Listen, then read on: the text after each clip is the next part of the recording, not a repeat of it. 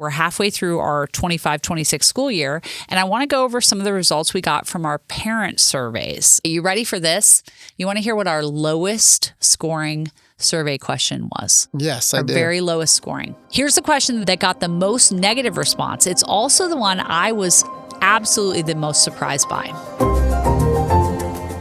Welcome to the Future of Education podcast, hosted by MacKenzie Price. MacKenzie is the founder of a revolutionary new school model that's disrupting education through AI. Join us as we discuss the latest in education innovation. Happy 2026. This is our first podcast back in the year of 2026, and I thought nothing better than to invite my favorite producer in the entire world, Jay. But anyways, I thought it would be fun to come on here, and I want to go over something that we do every session, but it's sort of a recap for the end of 2025. We're halfway through our 25-26 school year, and I want to go over some of the results we got from our parent surveys. Are you interested in hearing about this? I am totally interested in hearing. Yeah. So I'll tell you a little bit more about what we do. So every 6 weeks, we have what we call sessions. And, think semesters, but these are shorter periods of times. And we send out student surveys at the end of every session for students to give their feedback. We also do the same thing with parents. And part of the goal here is we're really trying to build the best school in the world. We want the school experience that our families have to be 10x what they've ever experienced in any other school. And the best way for us to be able to build towards that is to make sure that we are getting feedback from parents on a regular basis. Well, it's pretty revolutionary to even think that way. No other school is doing surveys like this magnitude. I wonder if they do. I'm not sure how often it is. I know certainly in the public education system, there's not as much choice. Other private schools, maybe they have that, but we really very much are, customer first, and the customer is the child, right? Mm-hmm. How are we doing? And so the way we break this out is kind of interesting. But the other reason this is important for us to kind of talk about is that we've been growing a lot this year. We've added like 13 new school campuses to our portfolio of schools this fall alone. And one of the questions that I think people always have is, can we maintain our quality as we scale? One of the things that we will never do is we will never sacrifice quality for scale and expansion. So we're going to go into some of these results. I'm excited. You set it up very nicely. Let's hear these questions. And I'm a parent of 2 children that went through school, one in New York, one in California. So I feel like I'm a good person to be sounding board for. So we ask several questions, but where we kind of frame them is, again, around the idea of how are we doing against delivering the 3 commitments? And so do you remember what our number one commitment is, Jay? What is it? That a kid is going to love school. Kids will love school. And so here's what we found. First of all, from the student perspective, we had 90%, just a little over that, of students say they love school. And that's for us generally anywhere between 90 and 97% of our students will say they love school. So that's kind of where we landed here. So you asked the parents, does your kid love school? Is that the first question? We ask a parent, does your kid love school? Okay. Now, we also ask the students, but that's a different survey. I'm going to tell you just what the parents' perspective was. And so as part of this survey results I want to go over, because we're curious about how we're doing at these new campuses, we've onboarded hundreds of new families into our schools around the country. What I want to understand is, what are new families saying about this experience at Alpha? And so the first thing we asked was, does your student love school? And we got a resounding 90+% said, yes, my student loves school. Now, here's actually a really interesting thing. We actually had a higher percentage of the students say they love school than the parents think. So the actual what the student thinks versus what a parent thinks, but it's pretty high on that. So within our first commitment about kids loving school, first I'm going to tell you what the kids said. 90+% of our students said they love school. When you ask the student. Yeah, when we ask the students. So we are delivering on that. Our kids are loving school.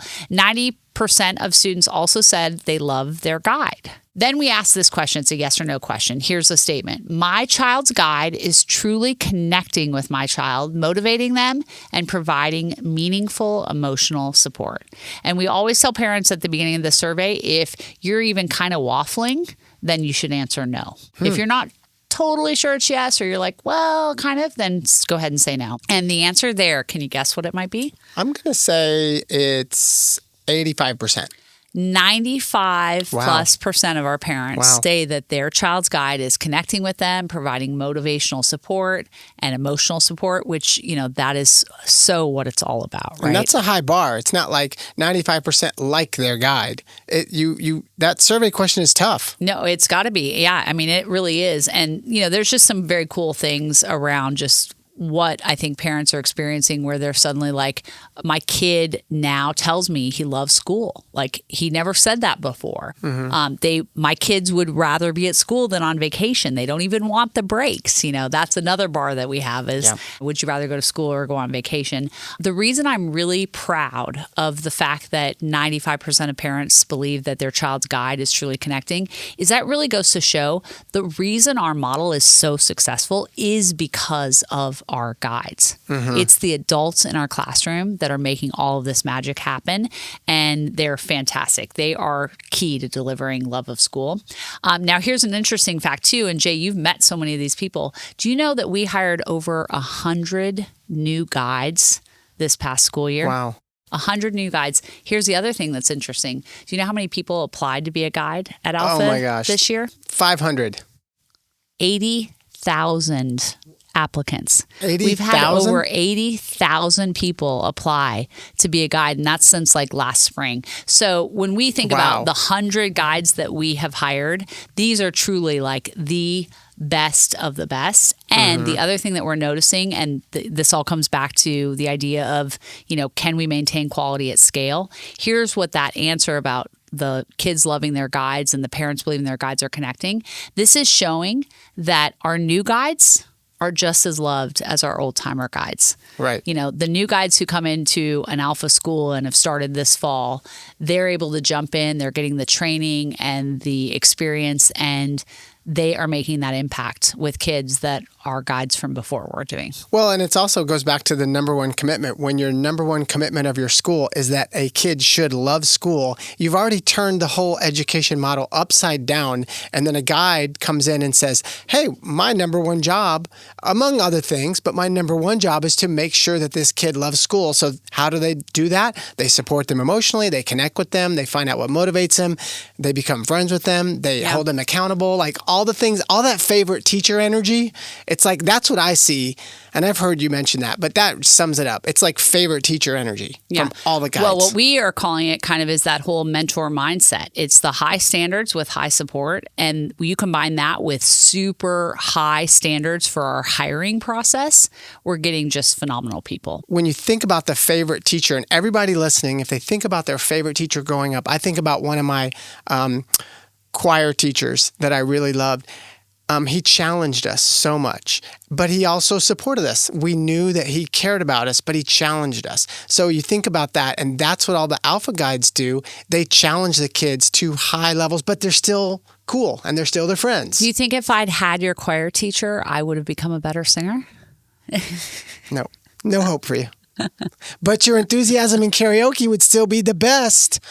I mean, you're the best karaoke partner in the world. Yeah, no, I'm pretty much, so I crush when you it show on up for karaoke, it's like a good time. Yeah. Okay, do you want to hear what we scored the lowest of in terms of our 3 commitments? It was actually our second commitment. Do you know what our second commitment is? Second commitment is that students will learn 2 times as fast than they would at a regular school. Yeah, they learn 2x more in 2 hours a day. Now, that was actually the lowest parent score on our 3 commitments. Half of our parents are worried that their child is not learning 2x. 50% of parents are concerned, like, my kid's not learning 2x. So they're worried about it, or the test scores didn't show that? Well, so now you've just figured this out. We actually haven't had our MAP assessments come in, they take them in January. And so what we do is we do NWEA MAP assessments 3 times a year. And that's how we measure our 2X results. We basically take the RIT score and whatever is the idea of a kid in this percentile, in this grade level, is expected to grow X number of points. And so at Alpha, our commitment is that your child will grow X times 2 number of points. So if, your kid would be expected based on MAP to go up 4 points in a given year, we see that they're going to go up 8 points. Okay. That's kind of what it is. Now, but just to be clear, the parents are saying they're concerned about it, not that the results are We bad. haven't gotten the results Okay. yet. And by the way, Jay, this is one of the things that's really interesting. This comes up every single year around this time. And I think what happens is parents are like, oh, I don't know, this almost seems too easy, or my kid's not doing work at home, or, I'm not seeing that, as much. So are they really learning? Does this really work? And remember, these are new families who are coming in the Alpha system who are like, I'm trying something that's different than anything I've known. Yes. Does this work? We have to point that out. To be fair to the parents, it's such a radical change and a radical shift. So they're naturally skeptical because we've all grown up with this school model, the old school model. So then it's like, wait a minute, you can do all these awesome things in less the time. So it takes a lot of... Yeah, they get a little worried, like, is this really the way that this is going? They're hearing from their friends at their other schools who are like, well, my kid got this, test and did this, report card or whatever, and what is it doing? And so this is a very much a consistent, every year this worry comes up, and every year it proves unfounded. And it's part of the reason that we always tell parents, look at the third-party assessments that are going to really hold us to this second commitment. And so we have our academic assessments coming up in January. We'll have the results in February. Our principal, Joe, is going to do a big academic talk to share what those results are and how it is. But I will tell you that our internal data from sessions 1 and 2, basically from August through December, are showing that our kids are absolutely on track to be over 2X in their learning. So we believe it's looking good. But right now in the school year, parents are just like, they're really going to be excited to see what their MAP assessments look like. So let's that's get to one of the some things. more questions. Yes, exactly. More survey questions. Now, here's something else that's kind of crazy. Here's some data on our new students. So we had hundreds of students who joined Alpha this year.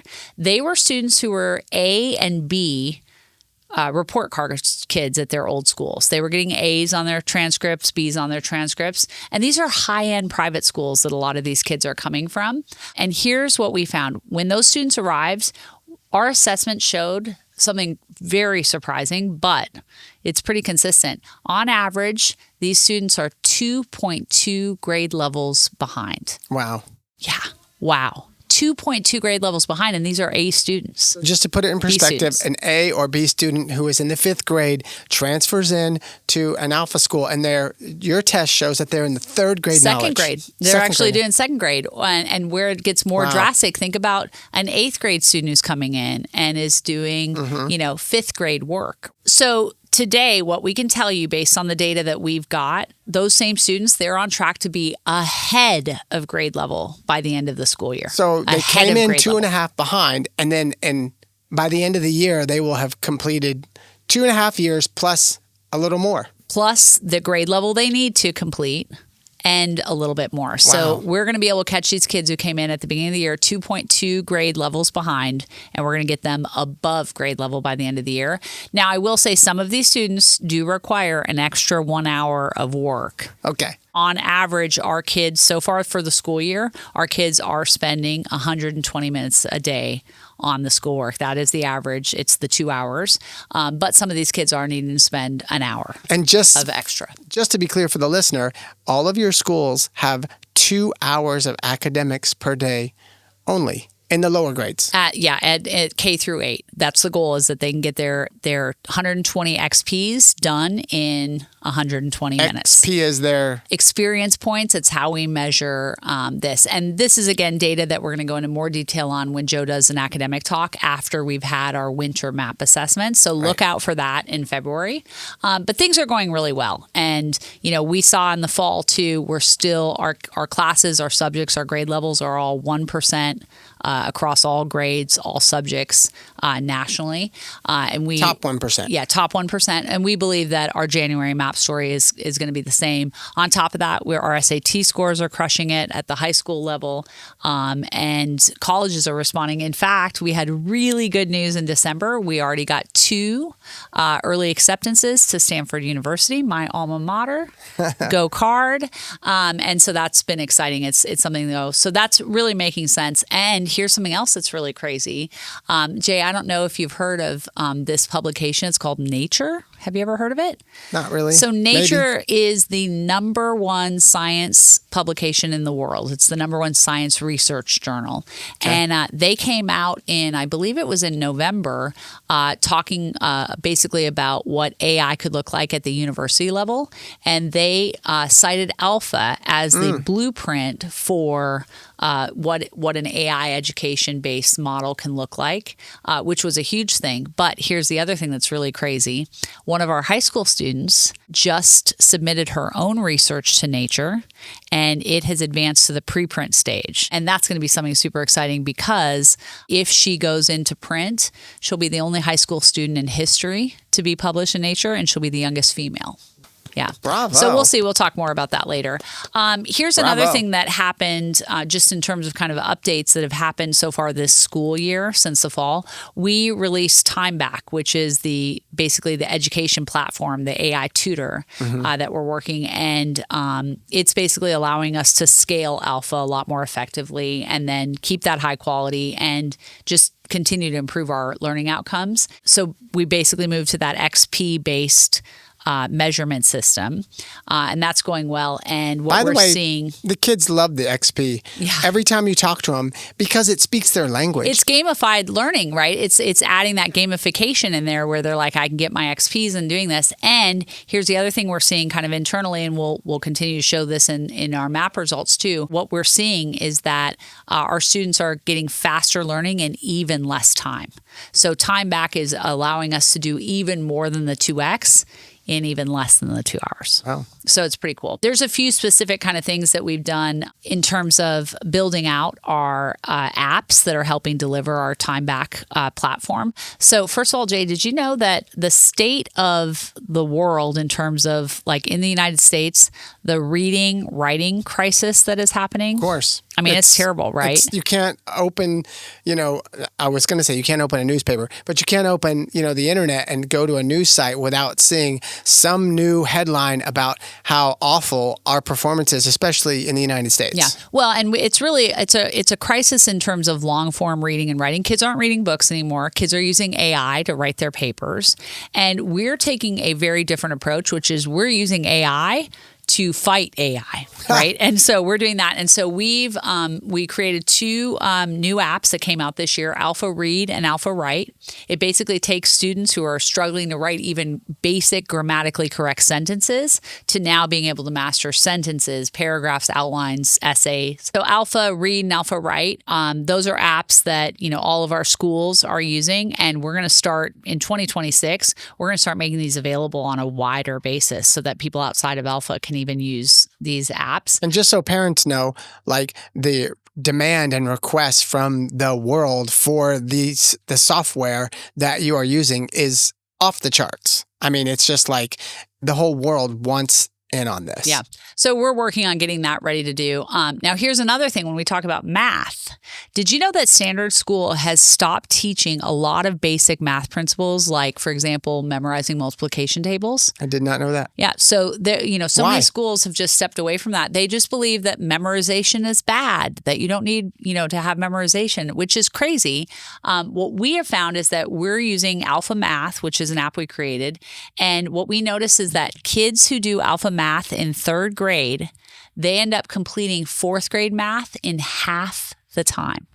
So if you have strong, fast math and like some of the basic math proficiencies that you learn in 3rd grade, 4th grade math takes half the time that it normally would. I'll just give some numbers on this because I think it's important to understand.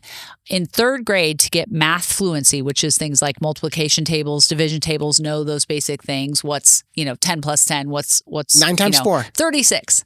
12 times 12. 144. I need to go back and do alpha math. But basically, you only need about 11 hours on average to do the math fluency part of third grade. And when they do that, they end up saving over 30 hours in fourth grade math if they've done that. Yeah. So, I mean, it's crazy. And that actually gets into kind of the next part of what has happened this year is we have been able to build the best learning science team in the entire world. And we've been able to take all of these things that I just mentioned about how we're seeing better math improvement, better reading and writing is because we're finally taking all these learning science principles that we've known for 40 years can result in kids learning better. And applying them. And we can apply them. And here's what's been incredible about building this team, this learning science team. Here's what makes them different. They're not here to just publish papers and research about things. They're here to really make sure that the research that is out there gets incorporated and applied into our schools to result in real learning for students. So that means a parent listening can know that the most current and cutting edge research on learning science is being applied in the apps that you are giving to every student. Exactly. And, you know, the challenge in education and research and education in general, they've always had this like last mile problem, which is like there's all these ideas that make their way onto paper, but they never end up in the classroom. They're not implemented. Right. And what we have basically said is like, okay, all of these ideas you have, you are going to make sure kids are learning. And so we basically, everything we do at Alpha starts with this belief, which is that if a student's not learning, it's not the student's fault. It is the system's fault. Something is wrong with our system, and we have to go and figure out what's happening in our system that is creating this challenge and how do we fix it so that we can deliver this learning outcome for a student. And so we're measuring basically mastery and time it takes, right? We want to make sure kids are fully learning to mastery and that they're doing it in less and less time. And I think it's important to call out just for the parents listening, the reason why it's important to learn faster is because that gives you time back to do X, Y, Z. Go engage in the passions that you're excited about. Go spend time with your friends. Go do sports. Go hang out with your family. How about get a good night's sleep? Like all of those things. And that's actually why we've called this our platform Time Back. We're giving kids their most valuable resource, which is time back to go do these things they love. And I think one of the things we're seeing too is when parents finally see that moment of like, wait, it's really possible to learn better and more in only 2 hours a day. It kind of makes you question, well, then why are we making kids sit for 6 hours a day in class when they could get better learning done in 2 hours and then free up time to do all the other things? with no homework. Exactly. Now, that leads us into the commitment number 3. Which is you will learn life skills. You will learn life skills. So life skills that we're teaching: leadership and teamwork, storytelling and public speaking, financial literacy and entrepreneurship, relationship building and socialization, doing hard things, and grit and hard work. Exactly. So those are things. So here's some survey results that come in there. By the way, we just have to say it. The life skills are amazing. Like as a grown person who gets to see them in action, every time I see these workshops that these kids are doing, I think I need to learn that now. So like it's hard to describe to the listener. And if these are parents of Alpha schools, they know, but it's just mind-blowing how cool these workshops are. There's a whole team of people that plan these workshops, which is awesome as well. Well, so here's what the parents said. 85% of the parents said that they were impressed with the life skills workshops. 85+% said their child accomplished something they didn't think was possible at their age. So that's everything from, you know, our kindergartners were doing the 5-mile bike race over the Golden Gate Bridge, right? And learning how to ride a bike. You know, our kids were doing survival, you know, skills out in the ocean and, you know, out on camping trips, all kinds of things. They were coding unbelievable programs and projects. So there's just a lot of great examples. And I think this was one of the fill in the blanks that a parent from a parent survey said that I thought was just really cool. The test to pass felt like the Olympics. life-changing for our daughter and our family. Life skills are the most impressive part of Alpha, in my opinion. Academics are great, but life skills are so important and were never taught when I was growing up. So I'm blown away at all the incredible life skills the kids are being taught. It's amazing and beautiful. And the test to pass is so cool because what that is the life skills are measured. So it's like, okay, we're going to work on teamwork. Okay, so then you have to have a way to measure that, and all the ways that they measure it, like, okay, they mic the kids up while they're doing an escape room, and then monitor all of their interaction with each other through AI, and then judge, was this person actually working on their teamwork? And so that's how cool it is. The measurement with the test to pass is what always impresses me. Yeah, absolutely. So now we're kind of going to go into the next section, which is something we take really seriously. Just like we encourage our students that the best way that they can get better is to seek out critical feedback, we want the same thing. So even if you're scoring 90%, 95% on stuff, it's like, where can we do better? And so now we're going to jump into kind of the section of where we need to improve. Are you ready to hear that? Yeah. So the first thing is kind of relating back to that first commitment around 50% of parents just like being uncertain, is my kid actually learning? Like I said, our data is showing that they absolutely are, and we are super confident in our January results. So what we have to do is a better job at helping parents understand kind of their students' academic progress, and maybe having more touch points throughout the year that can just help them be comfortable with like, okay, this is working. And so as part of it, we're going to do the February academic talk that'll go through this. And we just want to figure out how can we share more progress in between the MAP test windows. We had progress reports when we were kids, so maybe that's kind of what you're talking about implementing. Absolutely.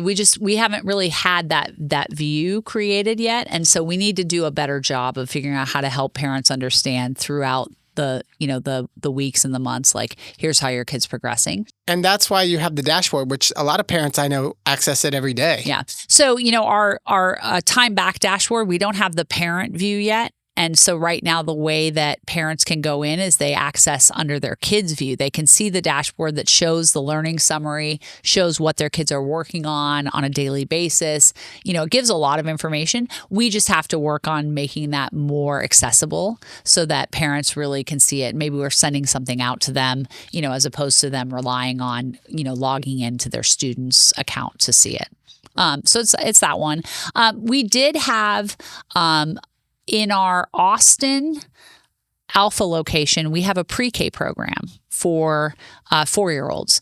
And we had kind of an outage in that at the end of the semester. We didn't have a great test to pass event, and we just had some poor communication with families. And so that's something that I spent a lot of time with the parents there.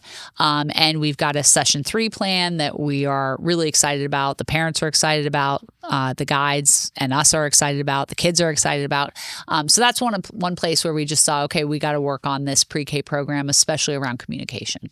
Okay. Another spot where we really need to work to improve, we had about 20 families at Alpha who basically said they preferred last year's workshops and test to pass events to this year's.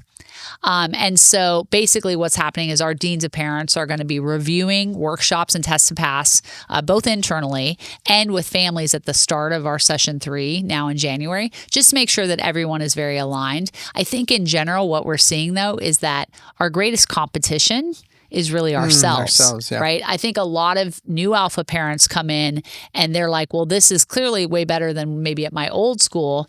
But both new and old alike might say, well, but maybe this workshop wasn't as good as the one I did last year, or the one I saw on Instagram that you guys did, right? The one I've heard about. Like, where's the food truck workshop? Where's the Airbnb workshop? Where's the sailing to the Bahamas workshop? Whatever it is. And so that's the biggest thing, is that we just need to continue upping our game on our life skills workshops and making sure that these life skills workshops are really teaching the life skills that we want to be taught, and that the kids love them and that they're super impressive. Okay, you ready for this? You want to hear what our lowest scoring survey question was? Yes, I do. Our very lowest scoring. Here's the question that got the most negative response. It's also the one I was absolutely the most surprised by. So as I mentioned, and Jay, you've visited a lot of these campuses with me, we opened a bunch of new schools throughout the fall all over the country. And one of the statements we had was growing Alpha, their little school, is one of my top priorities. Because we've got schools that have, 15 kids in them. Right. 10 kids, 20 kids, whatever it is. We've got schools that are very, very small. Almost 50% of new families at the new campuses responded, no, it's not my priority. Huh.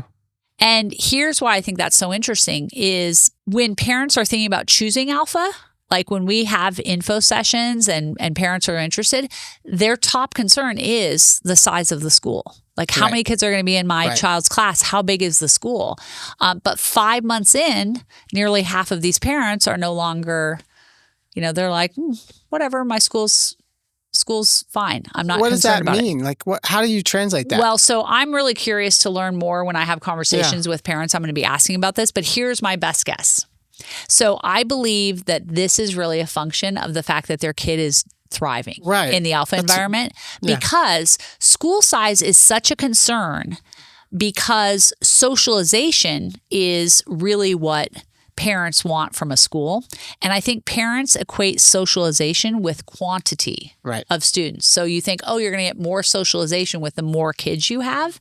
And the other thing is, and this might be a spicy take, you tell me, friends are often the only bright spot in a kid's school day. Yes, true. In just traditional school. It's like, well, and so we get parents that'll come looking at Alpha and they're like, well, but how big is it? Because, my kid needs their friends and they love their friends part. And how are you going to make sure of socialization? Now, here's what happens at Alpha. There's a couple things. First of all, we really focus on the quality of interaction and we also focus on teaching socialization and relationship building skills so that we're really actively developing a culture where kids feel connected and seen and they're making friends. And then the other part of it is at Alpha, we're kind of widening the bright spots of what kids have so that in addition to their friends and socialization, they're like, and all these other things are so fun about school. Yeah. And so that's kind of my hypothesis is that parents are less concerned about growing their kid's school because they're like, my kid comes home every day and is loving school and loves the kids they're hanging out with and is having a great time. And also one thing that can't be overstated is the mixed age aspect of it is really cool. And a lot of parents love that. So when you have 20 students at your school and they're all mixed age groups, so, that really works well. And I've seen it in action, like the spirit of the school and the camaraderie between the older kids and the littles is really cool. It's a very sweet dynamic. So yeah, and so I think that's absolutely true. Kids are getting more interaction. They're having more time to interact with each other and their guides are connecting with them more. And so I think it just sort of is starting to turn the definition of what parents believe socialization is and the idea of how many students it takes to feel like you're in this well-socialized environment. But here's the other part of this. We actually believe that scale and growing the size of the schools is key to helping us deliver the 3 commitments. So, when I started this podcast, it was the question of, do we believe that we can continue delivering quality while growing? And I actually think that the answer is also that scale is what is going to enable us to do an even better job of delivering these 3 commitments. You curious why? Yeah. Okay. What we've seen, and we saw this from the survey results, some of which we went through and others that we saw, but basically our newest campuses, they're matching our more established campuses. Our Miami and Austin and Brownsville campuses that have been around for a couple of years or more. Our new campuses are matching that on every metric that matters. Now, here's what scale really unlocks for us, the things that we couldn't do small. First of all, the learning science team that we have created and recruited. Mm-hmm. You can't get the best learning scientists to work on something where it's like, oh, come into our little school and maybe help these, 400 kids. These scientists want to help millions of kids, right? They want to do large scale work and see it go into practice. And so that works. The other thing that I think is really cool is all the cross campus workshops that our students are able to partake in, just wouldn't be available in a single campus school. So, for example, our San Francisco students went and spent a week in New York City working with our New York kids on a big AI presidential challenge. And they did a hackathon and they coded video games and they did a school lock-in where they were building this. We've had a lot of kids go from, our alpha schools to our Waypoint Academy and do the survival workshops and activities like that. And there's tons of these workshops that we're going to be able to do that are cross campus where, kids are going to be able to go spend time in Scottsdale, Arizona, or in Miami, or, all over. And then same thing happening with just, not to mention, I don't know if you've heard this, Jay, but one of the things that I'm so excited about is that, families can choose to go spend a session in another campus. Yeah. That is really cool. Like if you're in Austin and you want to go spend the winter session in Santa Barbara, boom, you can do that. How cool is that? I wish I had been able to do that. The other thing is when we talk about all these incredible guides that we've been able to recruit and hire, getting the best people both in and outside of education, they want to come work for a growing school organization that's doing cutting edge, innovative things. You think about in the traditional school world, teachers are leaving the field in droves. Right. And our ability to recruit these people is because we are the future of education. We're growing. And so really, we're not scaling despite quality. We are literally able to maintain and increase quality because of our scale. Wow. Okay. So Makes that's sense. cool. Yeah. So basically, here's another question that we ask. Alpha gets a lot of hype, right? We get a lot of attention. We get a lot of podcasts. We get a lot of news stories. Our Instagram does really well, Future of Education, all that. But here's the real question that we always are asking ourselves. Are we really delivering, right? It's one thing to get hype, but are we delivering? And the answer from parents is very clear. So 80+% of new families say that Alpha is exceeding their expectations. Exceeding. The most common no response for the people who ask no is, I already had super high expectations. Like I came in thinking you guys got to be the best. You're meeting my super high expectations. Wow. And then the other thing is 85+% of families in new cities are referring friends and family. That's key. Yeah. Right. And that's one of the things we really believe. We can have all the hype in the world, but you need to talk to a family who's got a student in the school that's seeing a difference in their kid's life. And this is the real deal. And so I'm very excited about that. Wow. Sounds like this survey was kind of a home run. It's very cool. Actually, we had one of the quotes that I thought was cool was, we thought it would be great, but it has far exceeded that for our family. It has been life-changing. And I don't think there's been a week that has passed that I haven't found myself in tears of utter gratitude. Wow. I know. It's so cool. So basically, they're super excited about what's going on, which I am very excited about this. But here's what we're doing in 2026. Can you guess what our focus is going to be in 2026? I have no idea. You should absolutely know. Here's what we do. Every day, everybody in our organization wakes up and says, how do we make sure we're delivering the 3 commitments to every single kid? Because if we can focus on delivering the 3 commitments for every kid, the rest will all fall into place. Number 1's always my favorite. That kids love school. Love school. Yep. And they do. The kids do love school. I mean, I see these kids in all the cities. They love school. And it really is because of the guides. They make it fun. It is absolutely because of the guides. The guides are so great on that. And so, yes, it is love school and it's learn 2X in 2 hours and then develop life skills. And so I'm really excited. Now, 26 for me is actually kind of a big year because this is going to be my last year as an Alpha parent myself. My daughter is going to head off to college next year. But, that's, I think, what makes this so special is I firsthand have seen the results of this environment in my 2 girls. Yeah. It has been truly life-changing for our whole family. And it's so awesome to see. And so now what's so fun is to see all these other kids and to meet kids from all over the country that are getting to experience this. And it's so exciting. And so I'm super thrilled with, the families that have entrusted us to be a part of this venture, right? And to be a part of the future of education. It's really fun. And so I think 25 was a really great year. And I think the first half of the school year has shaped up to be really good. And I'm super excited about all the things that we are delivering in the second half and the places where we're going to continue to improve.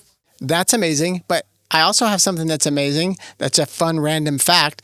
I was just talking with Kara, who is admissions. Yes. And it had just dawned on me, like, there seems to be so many people moving just to Austin or to Miami or to New York just to go to these schools, your alpha schools. And I was like, where are the places that people have actually moved from just to attend a school? Oh, did and so you she find started rattling off. She said, let's hear. Off the top of my head, she goes, and this is just the high school here. Yeah, just the high school. Australia, Mexico, Jordan, Switzerland, Canada, Germany, Singapore, Florida, Kentucky, New York, California. No way. And I was like, that's pretty cool. And I actually know we had someone move from Colorado, someone move from South Carolina.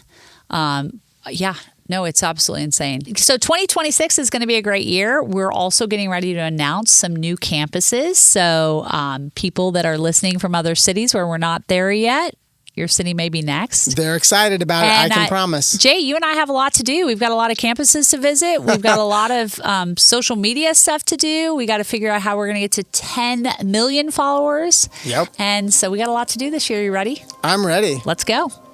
Woohoo! Thanks for listening to MacKenzie Price and the Future of Education podcast. If you haven't hit that subscribe button, now is the time to do it so you can stay up to date on all our episodes.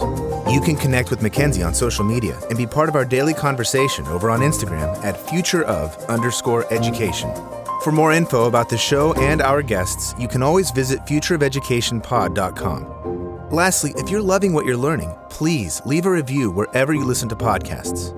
We'll be back in your feed soon, but until then, remember, kids are limitless, and it's our job to unlock their potential.